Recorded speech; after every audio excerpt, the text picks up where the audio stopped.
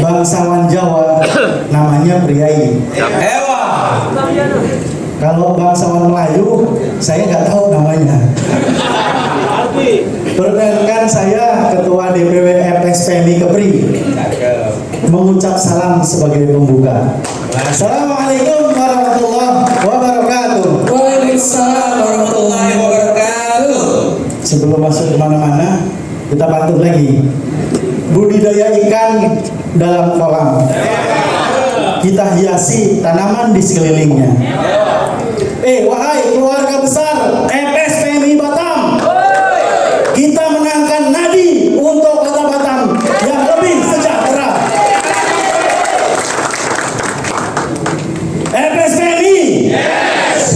Hidup buruh, Hidup buruh. Cukup satu aja karena pilihan kita nomor satu. Masya Allah. Biasa kita pakai 3, tapi kita nggak mau kota kosong. Kita cuma pilih satu aja karena orangnya ada di sini. Cakep. Tepuk tangan dulu. Bismillah, alhamdulillah, assalatu wassalamu ala rasulillah. Puji syukur kehadirat Allah subhanahu wa ta'ala. Sholawat atas Rasulillah. Yang kami hormati calon wali kota Batam, Cak Nur, atau biasa Bapak Nuryanto. Calon wakil wali kota Batam, Bapak Hardi Hud. Yang kami hormati kawan-kawan pimpinan Exco Kota Batam dan Exco Provinsi Kepri Partai Buruh yang sudah hadir. Yang kami hormati Sekretaris Umum Pimpinan Pusat Serikat Pekerja Elektronik Elektrik FSPMI dari Jakarta. Yang kami hormati perwakilan dari DPP. Alhamdulillah hari ini Sekretaris Jenderal DPP Pusat hadir. Beliau masih dalam persiapan untuk menuju ke sini. Wakil Presiden FSPMI Ding Herlina sudah hadir. Teman-teman pimpinan pusat yang sudah hadir. Pengurus pimpinan cabang elektronik elektrik yang sudah mengadakan acara prakercap ini. Terima kasih banyak. Seluruh pengurus pimpinan unit kerja elektronik elektrik yang tadi katanya ada 32 PUK dengan 14.000 anggota dan hampir 30.000 pekerja yang ada di dalam pabrik. Kawan-kawan pilar yang sudah mendukung acara ini tentunya tidak lupa kepada kawan-kawan panitia yang sudah menyiapkan ini semua. Terima kasih banyak. Rakercap ini hal yang bisa dibilang wajib. Rakercap kali ini rapat kerja cabang. Itu kita adakan sebagai parameter kinerja kawan-kawan semua. Kita punya 4 program prioritas. 4 itulah salah satu parameter kinerja. Kalau 4 itu nggak bisa terpenuhi, kayaknya kawan-kawan harus riset ulang kepengurusan. Yang pertama itu adalah penambahan anggota. Penambahan anggota juga harus diselingi density juga. Ini saya tadi dapat laporan dari bidang organisasi.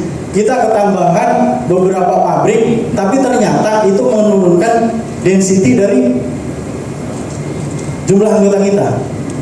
Kita masuk anggota PK Unihan. Anggota PK Unihan karyawannya ada 5.000. Anggotanya udah berapa ratus? 300. Itu harus ditingkatkan lagi tuh. Harus di FSPMI kan semua yang belum berserikat. Ada juga Simano. Simano tuh anggotanya berapa? Udah 280 belum? Baru 20. Karyawannya berapa? 2.000. Itu potensinya besar. Jangan sampai ketambahan PUK, ketambahan anggota, density kita jadi turun. Yang tadinya kita udah di atas 50%, jumlah anggota dalam pabrik menjadi turun. Itu tugas kita bersama, khususnya kawan-kawan yang PUK baru tuh harus banyak belajar. Banyak belajar dari pabrik-pabrik yang sudah anggotanya di atas 50%. Karena kalau anggota nggak ada, serikat pekerja dianggap nggak ada. Uang pemilu aja kalau kita nggak ada yang milih juga nggak dianggap. Ya kayak kawan-kawan partai buruh kemarin calegnya kan, rata-rata caleg itu dapatnya ratusan.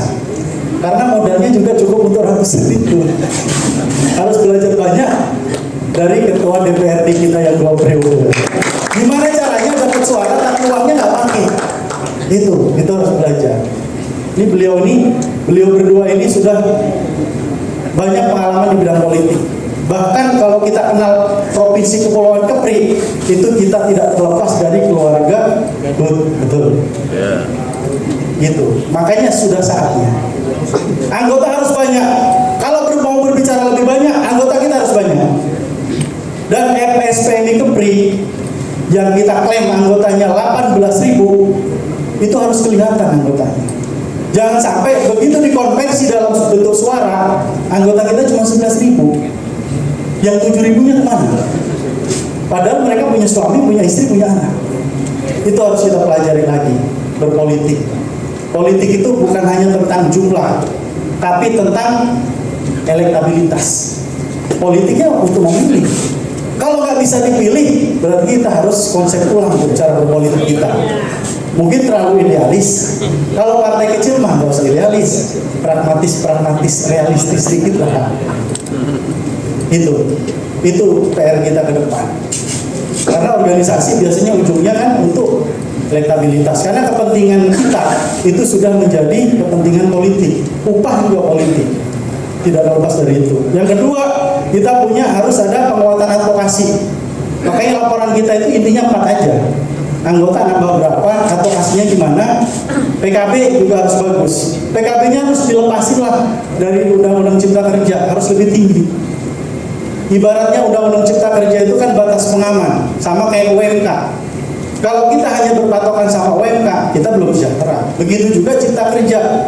Kalau masih ada bayang-bayang Cipta Kerja di PKB, kawan-kawan, udah. Kayaknya SPMI-nya harus dibatalin. SPMI harus di atas Cipta Kerja. Itu PR-nya PKB. Prioritas yang keempat, COS. COS itu ruhnya organisasi. Jadi harus jujur sama iuran kawan-kawan. Itu 4 prioritas yang menjadi parameter kawan-kawan di dalam kinerja. Yang kedua, upah 2025. Upah 2025 tadi Kadisnaker sampaikan. Dulu kita waktu training waktu pertama Batam buka, trainingnya ke Singapura, uang sakunya berapa? $300. Begitu nyapa ke Indonesia upahnya 300.000. Kita tidak mainin angka upah. Jangan sampai upah kita tinggi, tapi status kerjanya cuma 3 bulan kerja. Ngapain? Itu kawan-kawan perhatikan lagi status kerja ya. Jangan sampai kontrak itu bulanan. Kalau perlu kontrak itu tahunan. Anggota dewan aja kontraknya 5 tahun, masa masyarakatnya kontraknya 3 bulan? Kira-kira ada nggak yang mau kita dijadiin wali kota 3 bulan aja? Dijadiin Kadisnaker 3 bulan aja? Mau nggak? Kalau mau kita siap kontrak kerja 3 bulan. Kalau gubernurnya juga mau 3 bulan, anggota dewannya juga mau 3 bulan. Kita jadiin wali kota 3 bulan, anggota DPRD 3 bulan, DPAW aja sakit hati, modalnya belum balik Bang. Apalagi kerja. Itu kawan-kawan. Kita butuh pemimpin yang memperhatikan hal-hal yang kecil seperti itu. Kalau kita mau dikontrak 3 bulan, pemerintahnya juga harus siap 3 bulan. Itu upah 2025 harus lebih baik lah. Ya paling nggak mirip-mirip sama tunjangan transportasinya anggota dewan lah. Kita dulu sama loh upah kita sama tunjangan transportnya anggota dewan 4,5 juta juga. Gitu. Minimal seperti itu. Artinya apa? Kita itu bisa mendalami peran wakil rakyat kita, ya kita menjalani peran rakyat kita. Jadi kita saling support. Itu mungkin yang kita titipkan kepada calon-calon pemimpin yang mudah-mudahan peduli dengan perburuan, peduli dengan orang kecil. Kalau basicnya Cak Nur ini kan PDIP, wong cilik, kita juga wong cilik. Gitu. Kelas pekerja itu orang mana? Sebenarnya partai buruh dengan PDIP itu ada satu ruh. Karena merah dicampur kuning jadinya oranye kan. Tapi mejanya ini harusnya ada meja oranye sama meja merah. Kita salah setting. Kita udah ngomong nomor 1, jangan sampai satunya ke provinsi, satunya ke kota. Yang Selanjutnya kita ada renovasi sektor lantai 3. Kami ucapkan terima kasih kepada kawan-kawan semua PUK yang sudah menyumbangkan sumbangsihnya untuk sekretariat gedung kita lantai 3. Ini bisa dicoba. Lantai 3 kita sekarang udah kayak gini. Kita udah nggak malu lagi ngundang Cak Nur sama Bapak Hardihut ke sana. Kalau kemarin kita nggak berani. Kalau sekarang kita udah berani. Siapa tahu dengan kunjungan ke sana, ini ada yang kurang nih, lah saya titip lah. Kalau perlu langsung diajak ke sana, mumpung masih hangat. Jangan sampai setelah pilkada ngundangnya, takutnya lupa. Kalau udah jadi udah lupa, apalagi nggak jadi. Makanya PR kita jangan sampai kalah 2 kali. Udah PP-nya belum menang, wali kotanya harus menang. Karena nanti kan menang. Jadi. Kayak gitu. Yang terakhir, nih gaspol. Nanti saya minta gaspol laporan politik pemenangan kemarin dilaporkan kan semua PUK hadirkan, laporkan. Karena kemarin kita ngumpulin anggaran itu lumayan besar. Jadi Cak Nur, Bapak Hardihut, kita kemarin politik PB itu benar iuran kita. Anggota itu kita palakin. Kalau bahasa ini kita palakin. Pokoknya satu orang 10.000. Kita punya 13.000. Kita terkumpul kalau nggak salah hampir 1 M ya. Hampir 1 M. Harusnya 1 M itu 1 kursi aja. Ini mimpinya banyak kali kursinya. 75 dewan pengen jadi semua. Modalnya 1 M. 1 M itu sebenarnya 1/4-nya kursi. Ini mimpi 75 kursi. Jadi inilah mimpi yang belum jadi kenyataan. Yang mudah-mudahan dengan ikhtiar kita, artinya apa? Setiap event PB itu harus hadir.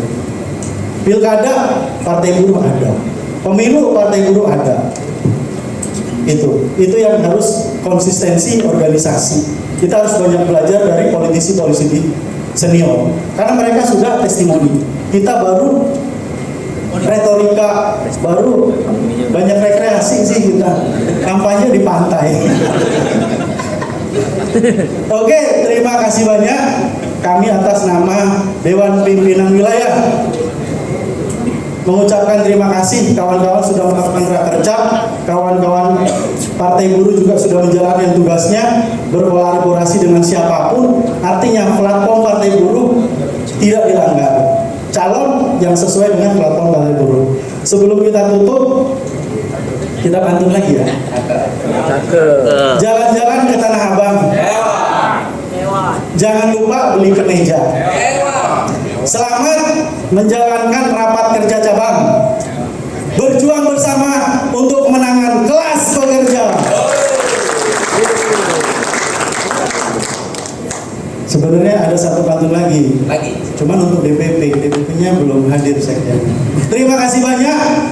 Billahi taufiq wal hidayah. Assalamualaikum warahmatullahi wabarakatuh. Waalaikumsalam. Hidup buruh. Hidup buruh. Cukup satu aja.